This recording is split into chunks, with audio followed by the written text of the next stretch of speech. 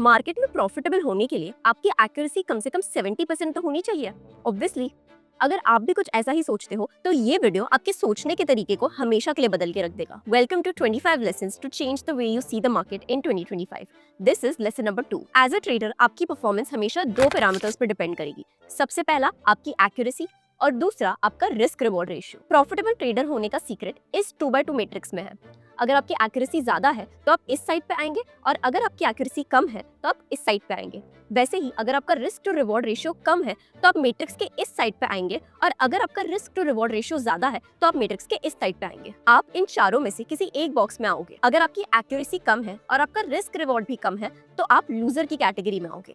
इस बॉक्स में पैसा बनाना ऑलमोस्ट इम्पॉसिबल है। लेट्स से आपकी एक्यूरेसी तो ज्यादा है लेकिन आपका रिस्क रिवॉर्ड कम है। ऐसे में आप हाई प्रेशर ट्रेडर की कैटेगरी में आओगे। यहाँ पे आप प्रॉफिटेबल तो हो सकते हो लेकिन आप पे हमेशा करेक्ट होने का हाई प्रेशर बना रहेगा। नेक्स्ट कैटेगरी के ट्रेडर्स की एक्यूरेसी तो कम है लेकिन उनका रिस्क रिवॉर्ड काफी ज्यादा हाई है, इसीलिए when they win big। Last and सबसे इंटरेस्टिंग कैटेगरी है चैम्प्स एंड प्रो ट्रेडर्स। इनकी एक्यूरेसी भी हाई है और इनका रिस्क रिवॉर्ड भी हाई है।